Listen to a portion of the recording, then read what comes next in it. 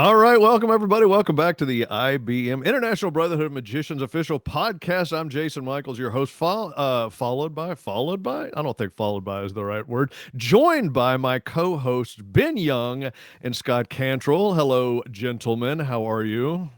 Good, Howdy. Jason.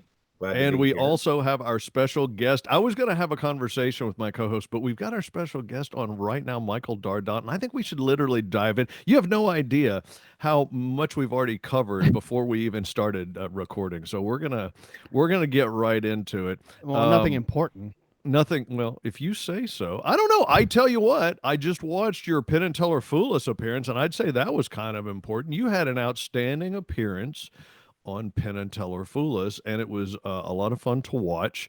I thought your pre-roll package, the thing that they do before you actually are on stage, I thought that like really represented you well. You know, I've known you now for a number of years.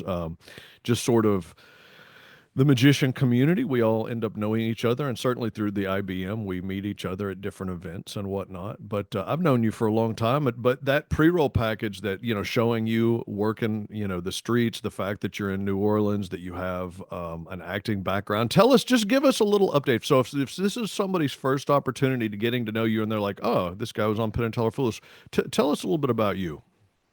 Well, since you brought up the intro package, I want to give a quick shout out to Ray, who's directing. Ray Green directed the intro package and just did an incredible job. And you could tell when you work with them how much they love what they're doing and how much they enjoy the different perspectives and different things magicians are going to bring to the table when they're filming them. So we had a lovely time, and he was really excited about it, and I see why, because they did an outstanding job. It is a difficult thing to do when you have basically 5 minutes to get to know your audience, get to know anyone in 5 minutes, to get to know your crowd. I usually in a show will spend the first 5 minutes just kind of like warming everybody up to my personality, and I might not have even done a trick yet. And all of a sudden you're trying to figure out how in this short period of time get people to know me, get people to know what I do and who I am, and when I'm being serious and when I'm being funny. And that was one of the challenges for sure. Getting into that is figuring that out, just like it is a challenge on any one of these shows, that in such a short period of time, how do I explain who I am and have people get to know me? Well, I was born in France, grew up in Cajun country, have been known as Magic Mike, but not that Magic Mike, because even though I'm an MC for a burlesque troupe, I don't usually get naked on stage. And I say usually because, who knows? Times are weird. It's still early. It's a podcast, Michael, so it's safe.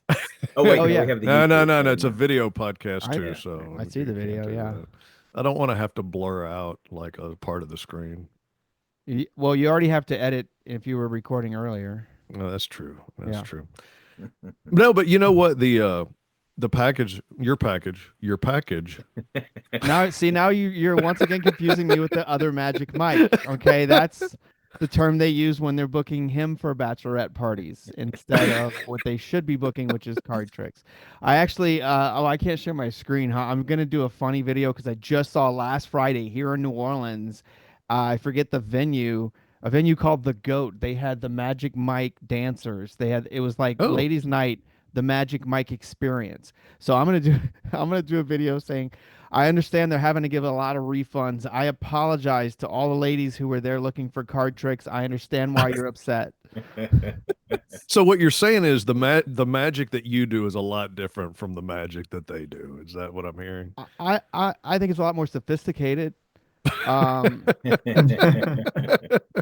depends on the state you're in. I mean, in New Orleans, there's a time when people will appreciate one over the other, and it just depends on when you catch people. Because there are times when they will definitely love the card tricks more, and there's times when they just don't have the mental capacity for card tricks. So you may as well just be taking off your clothes. Yeah. that Well, point. and that's the quote of the day. There you go. We can Yeah, put that one up. I was gonna say that's a wrap on the pod. Yeah. I think Okay, we pretty much covered it. Is that well? I write it down because I don't even know what I said. Write it down because I want good quotes. Absolutely. So, okay, tell me about what it's like to do. So, okay, you're according to what I learned, on the pre-package before you were actually on Right. stage. You Yeah. are you have been, I don't know if you still are, but you have been a street performer in New Orleans. So tell me Yes. about that. What is that So, like? well, let me apologize to all the current street performers and the people that have known me for years and never see me do a street show, because it kind of made me look. I think they wanted the drama of going from, street performing to the corporate world. I don't remember how they even phrased it, but actually, when I first came to New Orleans, I was coming here on a regular basis specifically for that reason. I didn't even live here yet. I came Hmm. to try my hand at street performing. I traveled with a juggler friend of mine named Patrick Kelly. We would drive from Lafayette, or outside Lafayette, where I live, to New Orleans during busy times, busy weekends.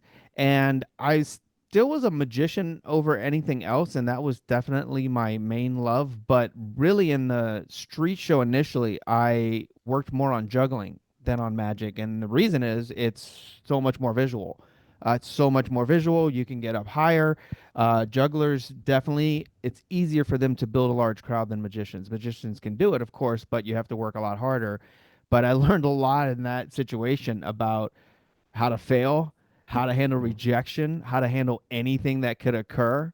Because, I mean, take any day of the year, you go out on the streets of New Orleans, and I guarantee you something is going to happen you did not plan for, you did not expect. Then you'll have a great story about it afterward. But learning how to handle those situations and make it look smooth and make it look like this is all planned, that comes a lot from either street performing, or I was a tour guide in the city. That any Oh, nice. situation where you put yourself or like even work in restaurants where you're constantly practicing, rehearsing a routine, but it's going to go different every time. You're going to get different reactions, different response, and you learn to hone in on that is going to be helpful. I'm sorry, I've been rambling. Did that No, man. what was your No, this is question? Did that this is answer the your thing. question? You don't remember. What Did did I you have a ask me? question? Was there a So, question? Michael, Let I'll Scott just take cut over. in. So, Michael, This is how Ben, this is no, going to Ben, go. it's You're Scott's going to turn. We have go to in cut order in of to get age. anything No. in. Oh. Yes. Scott goes next, and then the kid. No, I'm just kidding, Ben. Okay, It's just- Scott, your will name you is so ask him? important. I'm going to ask Ben if he has a question to ask. Ben, do you have a question? What? Okay, wonderful. So, Michael, you're known for like improv a lot, and you even talked about this in your Fula spot. So, Yeah. did performing on the street and having to deal with all those unexpected interactions, did that sort of help develop that skill for you, or was it sort of Absolutely. something you were doing separately that played into that? Well, both actually.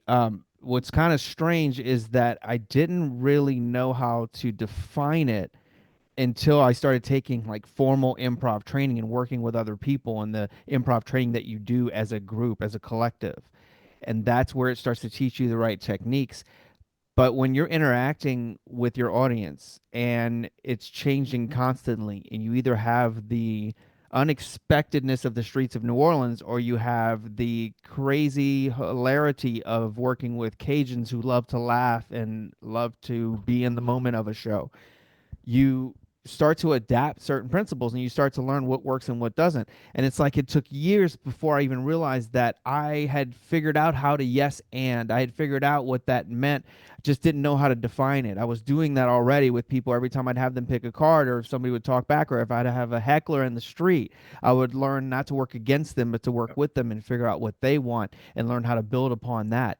And you start to get excited about the bonus moments that people are giving you that you can then play with, that you can then improv with, because it goes a lot differently than what you expect. And if you're doing the same trick over and over and over, you get kind of sick of your own material. And it's nice to be able to switch it up, to have someone come in with a response you've never heard before. I was on a cruise ship just the beginning of the year, and the lady, I do this squeaker bit where I just posted a video on a squeaker bit where I say there's a mosquito in the squeaker. I'm doing the squeaker thing, and the lady killed my mosquito. Like, I've never had this happen. I've done this for kids. I've never had this happen where she slaps. Like, I usually end up doing it and then I hand it as a joke. She did this, and so what is my choice now? That I had to go with it, right? My mosquito is dead now, and so I just look at the ground. I'm like, you killed it. And I mean, of course it was hilarious, but whatever I was going to do later, I'm no longer doing because my mosquito's dead. But at the same time, I'm like, this is an unbelievable situation that I can't believe this has never happened. And this lady's hilarious because she decided that was her yes anding me of like, oh, there's a mosquito. Yes, and I will kill it. Which, that's how it went. You know, so golly.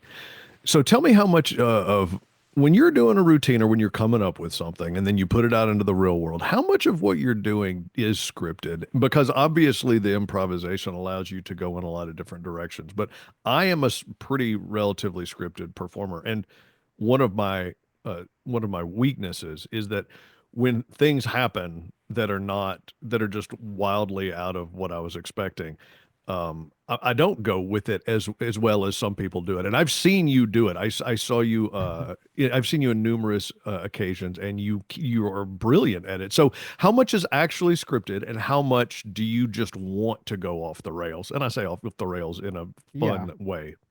Well, we've seen what happens when you go off script. That's when we have to change the rating of the show. It's like, oh, all of a sudden we were G rated, but something happened. So it sort of becomes a crutch in a way, because there are times when I should stick to the script, but I'm gonna have a lot more fun if I don't. And there are also times that I should be better rehearsed and I should know the script better, but I know I can get away with it, and so I Okay. don't. And when you really become focused on improv and you're enjoying it, you have to remember that sticking to your script or knowing your script is the best way to be able to maneuver away from it. Forget how I said it. I was doing a seminar for Jeff McBride at the I.B.M convention, actually, it was for the Lance Burton Teen Seminar. Yeah. And he'll probably remember because he remembers everything about it. He quoted me. He's like, that is a beautiful quote. And I was like, what was it? Because I need quotes. But basically I said, you have to know your script before you can veer away from it. So, like, it is very important to write, to be scripted, and to figure that out, to know where you're going, and to start figuring out your story, your timing, what is the pattern of what it is that I'm trying to achieve. And then once you really know that, you've honed in on it. Now you've got that as sort of this stable structure behind you that you can always just walk back into and go, like, I know this layout. But you're able to just go outside and play in the yard, and then go back in and go back to the second floor where you left off. But then you can play around a little bit and go away from it, and you still remember what that pattern is, what that structure is, so that you can still get back to it. So here I have a theory. My theory is that we all script, but if you do enough shows, because you end up saying the same stuff over and over and over again, but you may not be scripting with intention. So if you Right. do a lot of shows, you start talking, you get used to saying something when you're doing a certain trick, and you probably just fall back into that pattern over and over again. Um, so do you find, what do you say to somebody who says, well, I want to sound off the cuff, because that's typical when people are trying to get away from actually writing a script. What they're saying is, I don't want to sound like a bad performer, or I don't want to sound like an overly scripted bad actor, because overly scripted bad actors are people who make it sound like they're actually, reciting from a script. But somebody who's an Right. actual in the Who has their moment lines. performer who does have a script doesn't necessarily sound like they have a script. What do you say? What do you say to that? Well, I've been there, and I think a lot of magicians have that habit of figuring out along the way and knowing there's certain things I have to say because it goes with the pattern of the effect, it goes with the moves, and then the in between stuff I'll just kind of figure out. And I've just been kind of saying the same thing for years. But that doesn't mean that it's a good idea, just because the fact that so many of us do it and we get away with it, we kind of rely on the tricks as a crutch in a sense, because the effect's going to blow them away, so this showmanship and the quality of what's leading up to that effect may not be there, and you won't notice it until you like watch yourself on video and start taking notes and start paying really attention and start actually scripting what it is that you say, and realize that this big chunk I don't even need, this here could be phrased better, this here I was rambling because I didn't actually have anything set there, I could have responded better to this audience member, but I wasn't even in that train of thought. I wasn't really focused on her, so couldn't really yes and the situation. And so you start to realize in that moment, because when you create a beautiful effect, you could kind of be the worst showman in the world, but the effect itself is brilliant and people freak out over it. So you leave thinking, I'm the best, I'm amazing, I'm a superhero. But in fact, just because of what you learned and what you did, you ended in that moment, which is wonderful, because we all know it's easy to go from wizard to idiot in no time, right? So if you ended as a wizard, that's great, but you may have been an idiot up until that point, and they're like, "Who is this idiot? Wait, that was cool." So we shouldn't just rely on that. We should make sure that we are projecting what we want the entire time, and that's going to come from a little bit more work of scripting and not just relying on I know the trick, so I'm going to get myself through it. Well, and two comments to that real quick. One, what you're saying about showmanship versus the quality of the effect, and we depend on the quality of the effect to carry the day. That is precisely why I do such weak magic. Is so that I can test my showmanship abilities. Are they still going to like me and be no? Although there is an interesting lesson there. We might take that to the next ring meeting, Jason, in Give it a terms of try. yeah, what let's find happens. the weakest mat, bring a weak trick and see if you can still be entertaining with it. Actually, it's an interesting Yeah. technique. But my real question, Jason, you alluded to this. Michael, you certainly alluded to this. And Michael, I had the privilege of interviewing you for the Pittsburgh Papers project we were doing for the IBM a couple years ago, when you were emceeing there. And we talked a lot about improvisation. It's very clear in terms of your flight time. It's very clear just watching you on Fool Us, but watching you anytime, of how comfortable you are on stage, or at least how comfortable you appear on stage. And I can only assume in part that is because nothing can surprise you even anymore, and you're prepared for all of it. Doesn't mean you've thought about every contingency. It just means you know with confidence that whatever I get thrown at me, I can do something with it. Talk about sharpening that skill set. I mean, I guess is flight time the only way to do it? Are there techniques to practice without being in front of a live audience and without working with a safety net, so to speak? Um, and then the other piece I wanted you to touch on is uh, being in the moment, because I think that's so often, and I'm guilty of this too. We will get stuck in that rote sort of recitation of our script, and be thinking about other things while we're performing, and we lose the moment, and we forget someone's name or whatever it may be. But maybe talk about those two aspects of you know your skill set from an improv standpoint. Absolutely, and I'm glad you mentioned the weaker magic thing because you say it's a joke, but the fact is we've all seen situations where someone might have the weaker effect, but because they were overall a better showman, Yeah, perhaps they won the competition or they won the respect or they fooled Penn and Teller. As people rewind and watch your act over and over, of course, they have a better chance of figuring it out. They have a better chance than Penn and Teller did because they don't get to rewind. They get to just see right. it one time.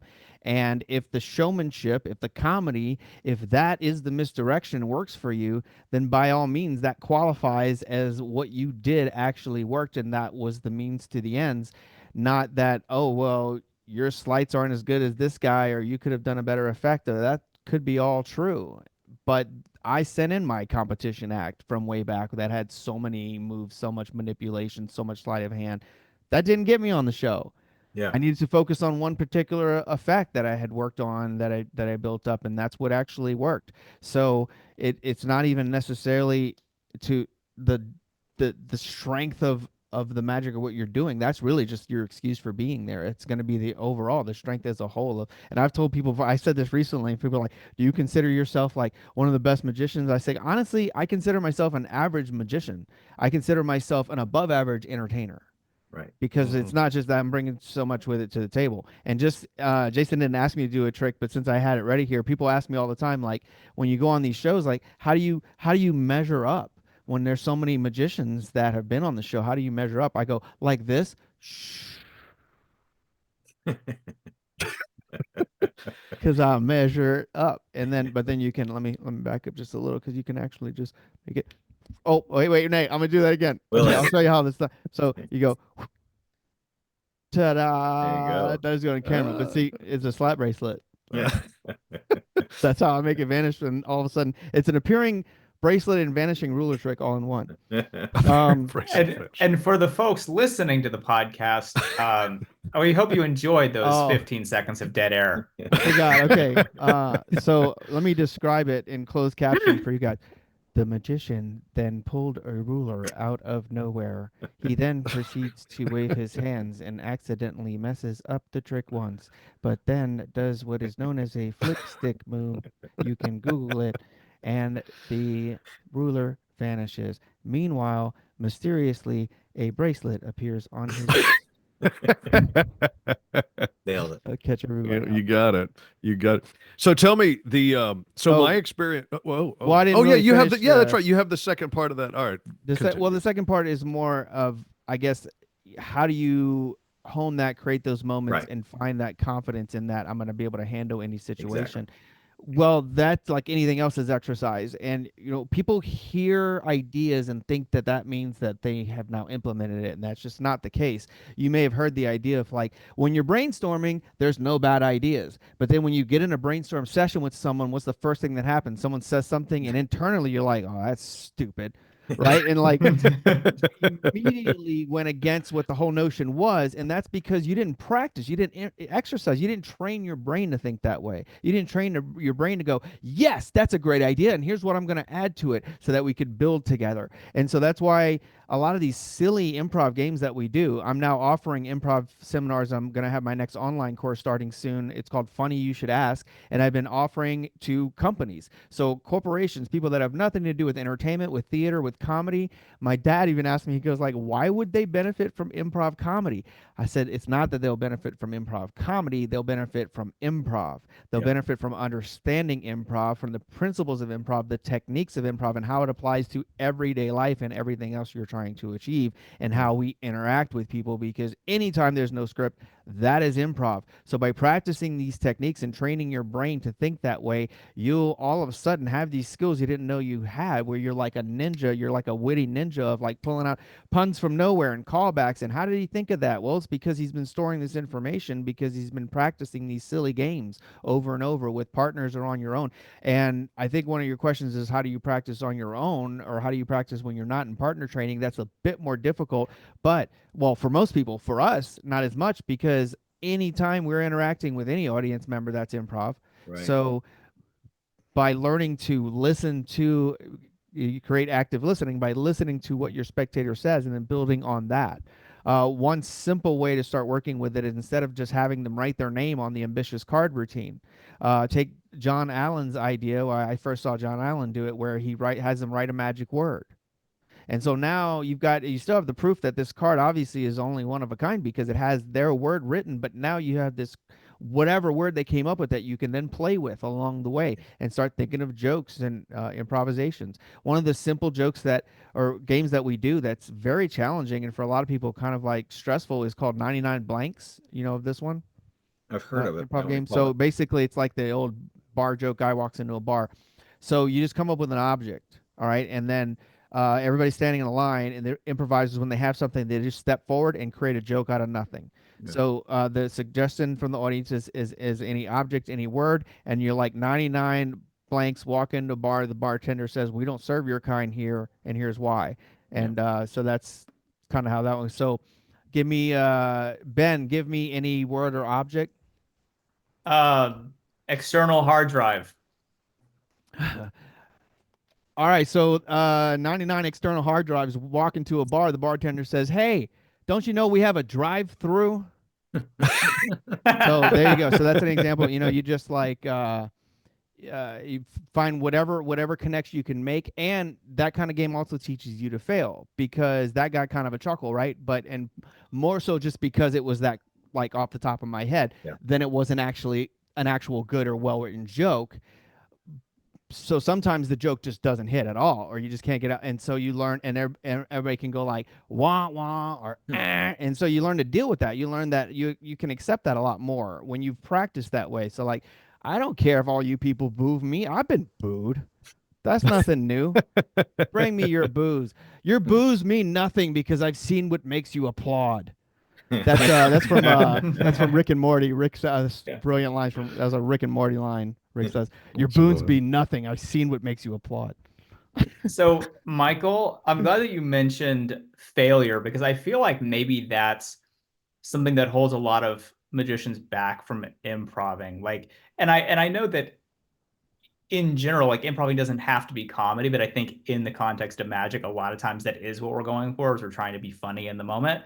Yeah. So do you think that people are scared of failing, and maybe that's part of the reason that they don't try to make the joke. They don't try to engage with the thing. And is there anything else you want Yeah. to talk about No, related to that? absolutely. I think just like anyone else, there's always a fear of failure. I mean, that's why how many magicians do you know that have never really attempted a classic force or a watch steal or something of that nature because it's not something you can sit at home and practice in front of a mirror. Yeah. It's something that you have to sort of improvise. You have to be willing to go out there and take the risk and fail 9 times out of 10 before all of a sudden you're failing only 0.01% out of 10 or whatever it is because you've practiced it that many times and you've gotten that comfortable, and that's part of it, being comfortable with failure. And that's what I tell people in improv training is that you just learn to accept that you slam dunk the failure. And Yep. improv comedy is great because of the fact that you people know the nature of the game, so you can absolutely fail and it's still a success because you're still being entertaining as long as you do slam dunk that failure. If I do the worst Arnold Schwarzenegger impression in the world, and we're doing a scene together, and because of what you do in the scene, you make me Arnold Schwarzenegger, or I have to all of a sudden do the voice because I'm gonna yes and you say something like, "Well, hi there, Mr. Schwarzenegger," and so that's what I got to do. Whether I do the best Arnold in the world or the worst Arnold in the world, it's gonna work. It's gonna be hilarious. I can absolutely fail at it and still have the success of an entertaining scene as long as I commit, as long as I'm willing to fail at it, because the audience knows I have no script. That's the safety net of improv comedy is the fact that the audience is with you along the way. They want to see what you're going to come up with, knowing that you just got thrown under the bus. There's no way you knew what was going to happen. I didn't know you were going to say hard drive, so you knew I had to just come up with something. And that's what makes that extra special, and that's what makes the moment special to people. That's why when you can recreate this in any other show, be it a magic show or anything, if you have those moments that people feel are special to them that no one else has experienced that way and no one else will experience again, that makes their whole experience worth it. And now it's not just a theater performance, it's something that has reached out and connected with your audience. I Do gotta you be think that honest. that Go ahead. Oh, do you think that that lowers the bar for performers as well? Because, like the example you gave when you were on the cruise ship and the woman killed your mosquito, that was unexpected. So, do you feel like in those kinds of situations, like anything you do, people appreciate that you're just in the moment and you're willing to go with it? So the joke doesn't have to be as funny as something you scripted, but it has kind of a heightened effect because Oh, there's no way you could absolutely. have planned it. Yeah, absolutely. Absolutely, it lowers the bar. Already, when you think about it, and I learned this when I started trying to figure out how to write comedy. So I was going to all these open mics everywhere and trying to do no magic at all, just do straight up stand up to figure out the timing, figure out how it works, figure out how to win the crowd over without any tricks. I always had a deck of cards in my pocket as sort of this like safety net, this go to, and that kind of like relieved me to know that I could always go there. But the idea was to try not to have to use that, and I realized then comedians have it rough because they got a couple seconds. You got a few seconds to get the crowd to go like, yes, I want to listen to this guy. This guy's gonna be funny. Whereas if I just tell you I can predict a card, well, now I've got a minute or two that I can kind of hold your attention if you think something's coming. That I don't necessarily have to be funny. I don't necessarily have to even be that interesting if you think something's interesting is along the way. So already the bar is sort of lowered for us because we're claiming to do something impossible or interesting that's going to grab them. But we still have only a certain amount of time before they're like, get to it already, or this guy's really not that funny, and then you're just Yeah. hoping that the effect is going to win them over. So I'm going to be honest with you. The more that I've been on and I've watched your live stream, which we'll talk about in a moment, something up my sleeve, and I have heard you on other podcasts, and now talking to you here, it makes me realize I feel like there's this giant gap in my sort of like I know a pretty decent amount about magic, and I know a pretty decent amount about theater, but I feel like there's this giant gap that improvisation may be one of the most important things that magicians can learn just because of what we do. It being, traditional theater never interacts with the audience. Musical theater doesn't interact with the audience. Stand-up comedy, yeah, A little bit. kind of, maybe a little bit. But because of magic being an interactive type of thing, I'm sitting here and I'm shocked by how the realization that I'm hitting, and I'm realizing that improv might be one of the most important things that we can do to strengthen our skill as an entertainer. It absolutely is, and it's a shame more people haven't realized that, and I didn't realize how few magicians have really studied it until I started talking about it in my lecture, and I'd go, "Who knows the two words of improv, the mantra that we use, like one of the main rules that are two words?" And barely anybody raised their hand and could answer me, and I'm realizing, wow, people need to learn these principles, and I guess it shouldn't be surprising when you consider I always kept myself versatile. It wasn't all just about magic for me. I get sick of card tricks and got to do something else. And maybe it's because my ADD, but I've always worked on different things, juggling and mime and acting and writing and stand up and whatever I can get my hands on. So for me, it made sense that I was going to at some point pursue improv and start learning the structure. And I know some magicians get so focused on that's their thing. That's what they have. That isn't the boring part of life. They have their magic books. So stretching yourself and learning about other theater arts that may help you to be a more well-rounded performer doesn't always enter the picture until there's a necessity. But it's so important. It's so important to even understand all other aspects of entertainment and why they work and what works and what's connecting with your audience. But you're absolutely right. As magicians, we have way more opportunity to connect and actually talk to an audience member and break that fourth wall than when you're watching any type of play or theater performance. So we have more opportunities that might arise, and there are definitely opportunities because you could look at them as problems or situations, but it's an opportunity always when something improvisational happens. But just knowing how to handle situations, even if you can do it where you don't pull somebody out of the moment. I remember my students at Jesuit High School who have been taking improv, the theater coach, the theater director, Kate, told me that they were doing a Shakespearean play and something happened where somebody missed the cue or whatever, and now there's either going to be dead space or they've got to improvise. And this wasn't for comedy's sake, but one of my students just started improvising in Shakespeare language, just to keep things going until the Wow. person made their entry. And she, of course, knowing the script, knew what was happening, was just so impressed that his brain went there and knew exactly how to handle this situation. Wow. And because he had been doing all these, improv comedy games, he can pull it off even in Shakespeare. So you're a fooler, man. You, behind you on the screen, you're holding the Fool Us trophy. Can see You it? fooled Penn and I did not fool Penn and Teller. Is it right? Let me see if I can Scott has not fooled Penn and Teller. Ben. grab it. Yeah, I pulled it has- off of there. It was Oh, right on there it is. Look at I that. pull it off That of is the- amazing. That is Does amazing. that look cool? Scott, does that look cool? I liked it. I thought it Kinda- looked great. I kind of cut off a little bit from the screen, but yeah. I was going to try to pull it out of a hat, but it's cool if I can just pluck it out of the... I like it. Tell us more about that experience. What was your experience like, and how shocked were you when the realization that you had fooled them? Definitely shocked. I had determined a while back that I was completely happy and could accept that I probably would not fool them. They know pretty much everything. I figured I probably had a 10% chance, and that I would walk away happy because I would just do my best and do a great performance. And that is how you have to look at it.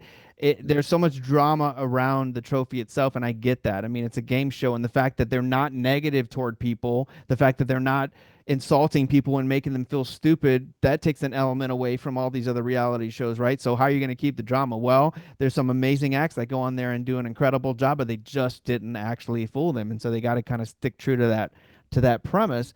And we've been taught, we know as performers, like, we don't train to fool. I don't want someone looking at what I do as a puzzle. I want them to be so captivated and entertained that by the time they realize that they're puzzled, it's too late.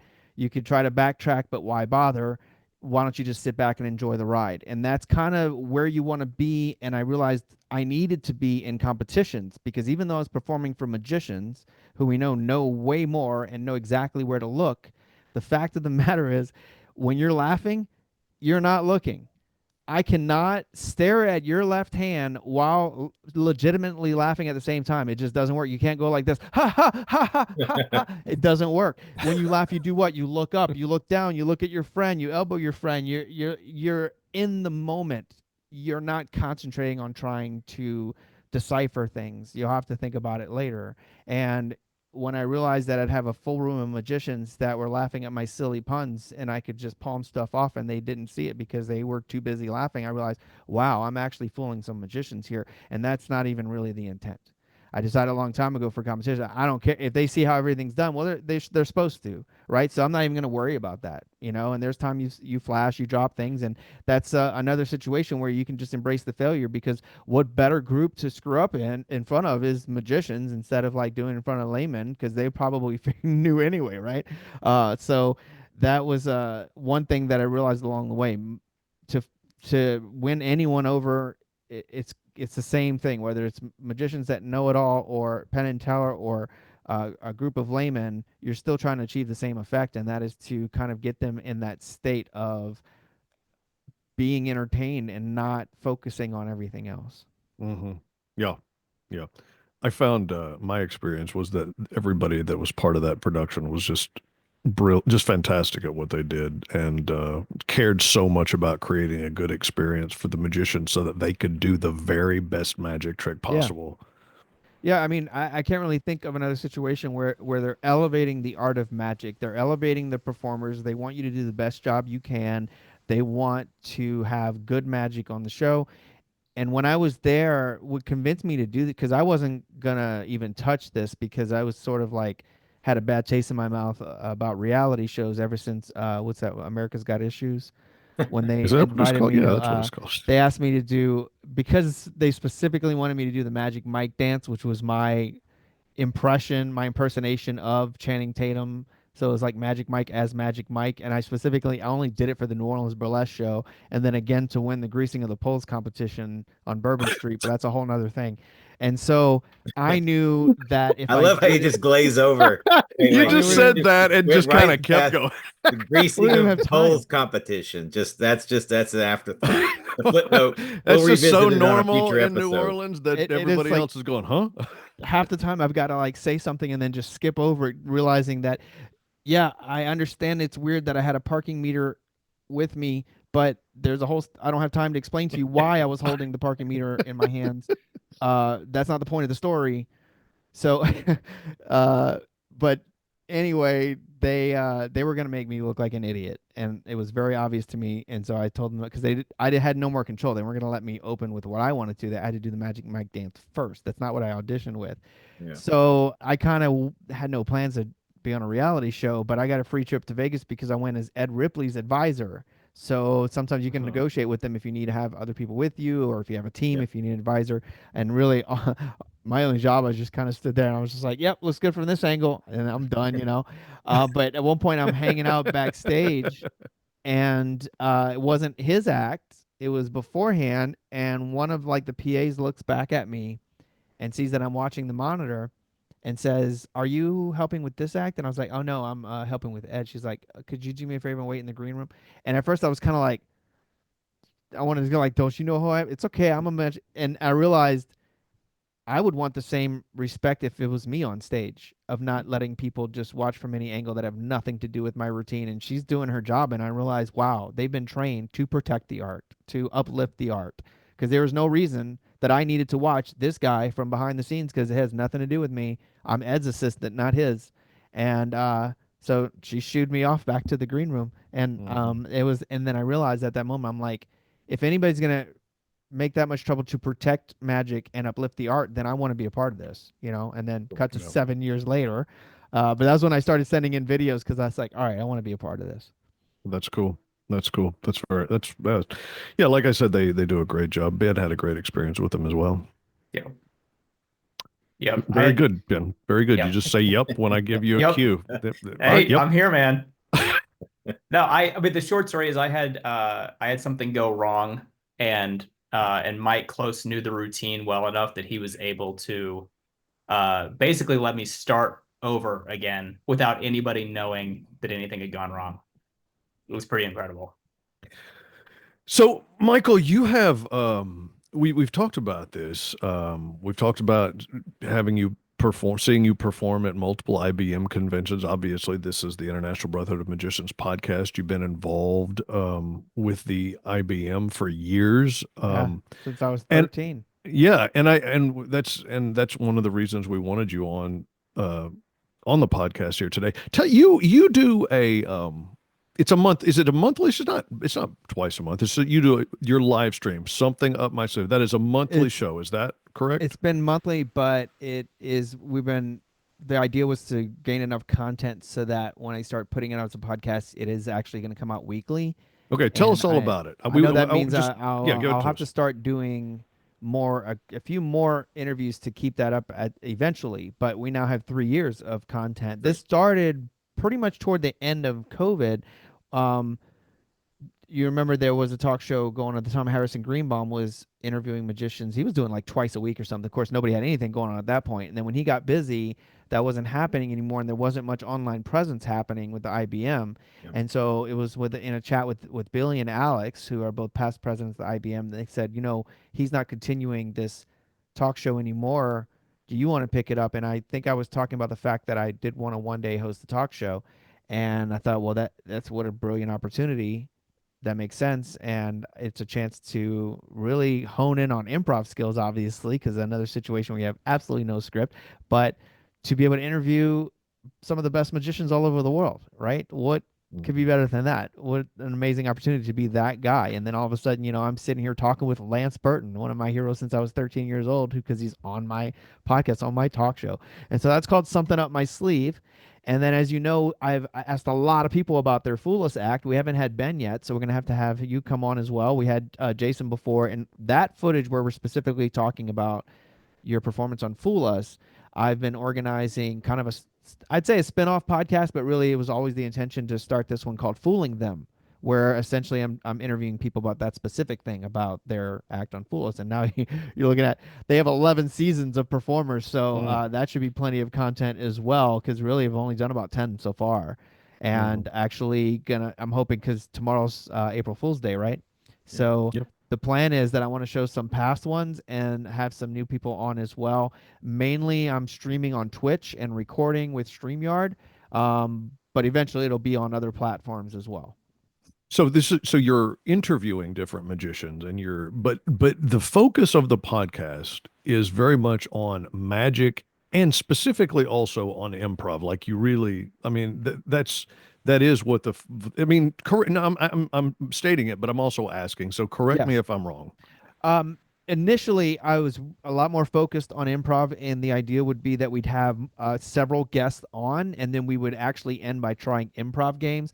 Okay. Then I realized how difficult it was to schedule people to do this kind of thing, as you know, Sure. and so having one person at a time was more feasible as far as being able to conduct the interviews. And then when I had the opportunity, I would try to keep people after for what we call the after party, and we do some improv games and then just like sort of Q&A. But that was the initial approach, was that it wasn't just about magic, and I wanted people to give me examples of when improv situations were happening in their act, and also when improv situations kind of occurred that made them rethink things along the way or add something to the effect because of what had taken place that they weren't expecting. So, and because it had been such a factor for me as well, and helping me to be a better performer, to incorporate improv. So it's really behind the scenes talk. I kind of relate it to, in this case, a podcast version of, and a magician version of Comedians in Cars Getting Coffee. Cool. Initially, right before COVID, we did a pilot episode, and it was called, we had to change the name, but it was called Wizards on Wheels Getting Wasted. So we're That now sounds calling like it, and we're ready to start pitching it again. Actually, I just got approval to throw it up, because before my Fool Us episode hits on YouTube, because it's still undergoing the copyright thing, so it's not on YouTube yet. I plan to release this pilot episode that we were pitching before COVID, and then it just kind of dropped. My first guest, does anybody know? Do you want to take a guess at who my first guest is on Wizards on Wheels Getting Wasted? Oh, Just wanted to see if you might happen to have seen anything, or if you Hmm. knew, or I have think of I have no somebody idea. that would be very easy to see wasted. Um, Specifically Canadians. Canadians getting wasted. Well, I mean, I've never seen Sean wasted, but that I would was be gonna say, fun. is it Farquhar? No, actually, but he was on the list of people we were trying to get for the first one. I think he wasn't around at that time, but he was definitely going to be coming up soon. And now, of course, we've done all of these via this online form. But the initial idea, and you'll see if you are able to watch the pilot episode, is that the idea was flying him into New Orleans, and we go around trying these different cocktails in different Oh, That's bars, cool. cool. Yeah, that is cool. landmarks of New Orleans. So that's kind of what it is. So it's about the magic and also the cocktails. But the whole thing was the behind the scenes talk. And I figured, if people can be that entertained and amused by comedians talking about Right. shop while having coffee, I love then it. even if you don't understand it all, it's got to be somewhat more interesting to hear magicians talking shop. And what's more interesting than coffee? Alcohol. But that was just because, since it's a New Orleans thing, it just made sense. So that was why I titled it that, to make people think along those lines. It wasn't hard to explain what the show is about. It's like, oh, have you seen Seinfeld's thing? Well, it's just like that, except magicians. So Yeah. that was the concept. But Eric LeClaire, Okay. Oh, Very good. our okay. first guest, Okay. Yeah. figured he's definitely a good one to bring in. He was absolutely hilarious. We had a ball, and maybe somebody will see it. Actually, I'm going to release it today, and Oh, so maybe people will see it. And who knows if it could actually become a show? Of course rather do it that way than doing Zoom or StreamYard calls to interview people. But this was an entire film crew and setup. Like, Right. this is a much more expensive way to do this kind of stuff, and being on location and everything. And now you're talking about a whole film crew. so if somebody wants to watch something up my sleeve or Wizards getting On Will's wasted, getting wasted, Jason. Was Come on, was getting man. wasted. Yeah, where so where do they look find my this? YouTube, and so the easiest way to find me on social medias is actually to remember that I'm not that Magic Mike. Because I was for years just Magic. I tell people Magic Mike, and you can look me up that way. Now, forget about it because you keep running into all these ab muscles, and you when you're looking for card tricks, right? So I just say not that Magic Mike. So now I've been tagging everything hashtag not that Magic Mike. But Michael Dardant is my YouTube page, so it's under my name. You'd have to, spell my name properly, and that was one of the reasons I was using Magic Mike, is because people who aren't French don't know how to spell Dardant or even how to say it. But my YouTube is michaeldardon.com. That's where that video will be, and also where I do broadcast, but it's under the live section, and then it'll be reposted later once I do edit, because I haven't edited all these episodes of Something Up My Sleeve. But you can see them in the live section of my YouTube, and then of course I'm very active on Twitch as well. And then of course the I.B.M Facebook page, and I think the plan was that eventually we'll have them on. I don't think they're on the website, but we were going to put them there for people to Yep. go look at back episodes on Yep, the website. they Uh, will be. but broadcast to the IBM's Facebook page. So if you're listening to this and you haven't been there, there's a lot that is offered for you to learn about magic and just learn about the community on the Facebook page as well. Excellent. As we start to wrap up, Ben, Scott, are there any other additional things you want to ask about, or any comments you want to make? Well, just very quick, short, sharp question for Michael. Obviously, you've got the new show, Magicians on Wheels Getting Wasted. So you're working on Love that. it. What else is Oh, on the radar so now? I think Two Magicians Walk into a Bar is the working title now, that when we thought we Better. probably would have trouble pitching it with the word wasted, or at Wasted. least depending on Especially who when we were there's going driving for. involved. That could get tricky. Yeah. Yeah, well, we took care of that. We had Driver. drivers along the way. In fact, we Yeah. were using very interesting modes of transportation. So Well, in New Orleans, you have that ability. yeah, so we're on a streetcar. Then later we're on a carriage ride. We go through the cemeteries. It's a good time. It's a good ride, and I think that maybe it'll get attention now that we're on it. Aren't in a pandemic. I forget what networks. There was a couple meetings we had with specific networks, and that's why we had to change the title. Yeah, of But course. and then then the whole world ended, so Yeah. we're now kind of revisiting True. that. So, but beside that, what's next? Well, I'm starting to book a lot of dates, and I'm trying to create sort of a tour around the dates that already exist. But I'm back at Chicago Magic Lounge in June. Oh, nice. I'm at the Magic Castle in September, Mm. and the new House of Cards, which I'm assuming you guys have heard of in Philadelphia, the brand new House of Oh, Cards. House of Magic. House of Magic. Yeah. Sorry, House of Cards is Nashville. I said it Yeah. wrong. Sorry about that. Oops. Okay, rewind. Back to one, everybody.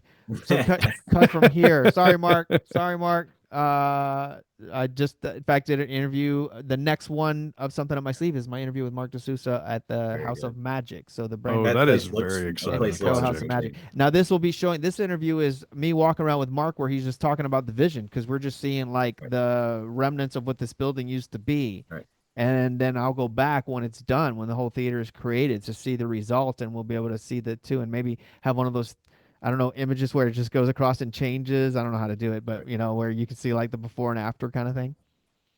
That's Uh, cool. and that'll be December. That'll be December that I'm there at House of Magic. So that's the open to the public shows coming up, and then of course I don't have the dates yet, but back to Vegas to work the Penn and Teller show. Which Oh yeah, of course. did you do that with anybody? I don't really know the specifics on how that works, but I've never done it. I didn't uh, fool him, Michael. I'm not as good as you are. oh, it's the okay. I'm sorry. So it's if you It's the fool me, you go Foolers. back. Okay, Yeah. right, Yeah. right. That makes sense. Okay, sorry. I was thinking that Everyone else is everybody- banned for life. Get in and So buy you go tickets back to the and show. fool 'em. Right. So that should be but it should be sooner than later. So I'll put those dates out as soon as possible too. Awesome. Great to get. Do you have any public shows coming up in the New Orleans area? Do you ever do? Are you still doing things with the burlesque troupe? What's the plan Yes, I am not as frequently because I've been traveling and such, but trying to think if there was any dates coming up. Anytime you want to know what's going on in the burlesque world, you go to trixieminx.com. Trixie, who I work with all the time, who, by the way, when my article came out in the newspaper, I have two articles that came out in the Times-Picayune about the Fool Us. The first picture they used was a picture of me and Trixie together. This is her on the cover of New Orleans Magazine. She's been on the cover of like everything. And then the one time I get an article in the paper, it's they use Trixie again. I was like, can I just have my own thing, Trixie? Like just once? Can I please? She was cracking up. But so Trixie Minx, that's where you'd learn about any shows that I might be emceeing for her. We're already booked on a cruise next year. We do the Big Easy Cruise, which is like a music festival on a boat Oh, in fun. January. That's cool. It's on Holland America. So I do a magic show, and we do the whole burlesque show for everybody, and then we're the only non-music acts. It's all Oh, that is music. cool. It's pretty amazing. It's like 70 New Orleans bands on this boat. They call it Holy cow! they call it the Big Easy Cruise. Yeah, so there's Oh my music gosh! constantly. All right, Ben Young, we're wrapping up. What final thoughts do you have? Oh, I enjoyed talking about improv. And I think that you have a lot of awesome insights about that. And I hope that people that are listening sort of embrace the idea of going with the flow with things that happen in their shows and just having fun with it and not being afraid to fail.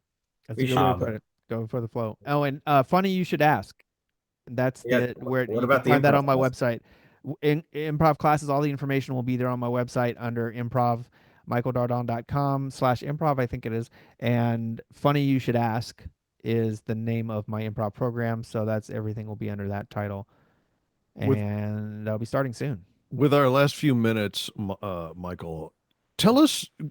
And I'm sorry, I'm literally just hitting you out of left field with this, but I thought, oh, we got just a couple more minutes Is to this the go. controversial part you were talking about? Yeah, no, this is not gonna. No, that's for the next episode. I'm gonna lay some things down that are gonna annoy some people. Can you edit me out if I start bleeping? Yeah, God, don't make me do that. No, I wish I I had a just thing. wanted. We have, the IBM has the IBM convention coming up in July, and I know you've been involved with the IBM convention numerous times. Do you have any favorite stories, or do you have any favorite memories?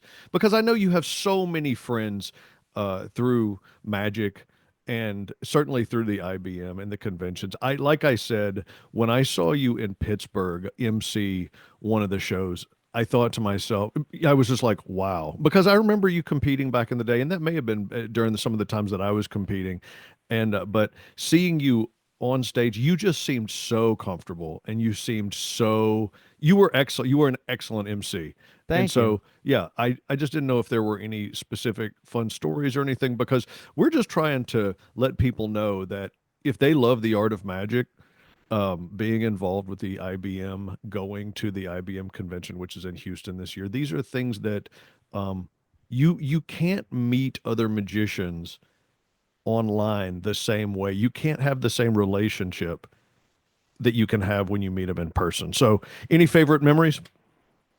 Well, wow. There's a bunch just because I've been to so many of them, and then when I started the competition trek, I was going to like every convention around, and I love being the MC for those types of events because I know one, there's not a lot of people that can perform without their magic, and when you're emceeing for like a competition, you really shouldn't do any magic because it could conflict with the trick you're about to see with an effect. So having the comedy skills, the improv skills is so important in that situation, which is why I love doing it. I love the challenge of it. It's a lot of fun. And I feel like because of the competitions, I've proven myself as a magician. Like if you missed it, then too bad, but I did it already. So I feel totally comfortable going on stage and not doing any magic and not feeling like I have to just to be one of them. I feel like people respect the other skills that I have and I'm able to sort of shine in that way. And it's kind of nice to be in a situation where you're considered one of this group and you're accepted as one of the society but without having to prove it constantly Mhm. and or feel the need to prove it constantly, and that's the kind of position that I feel like I'm in now at these one of the I don't know, there's so many stories, but one that comes to mind, I guess it ended up at the IBM. It started at the PCAM, the Pacific Coast Association of Magicians Convention, and then sort of became a thing and kind of continued. I don't know if you saw myself or anyone running around in the Flash onesie, but the way it started was, my, and yeah, this is the kind of funny Flash, he's camaraderie talking you're about the having. superhero, DC superhero, not Flash as in Yes, oh, nothing. I didn't even think about that. So yeah, there's a different type of Flash onesie that has snaps.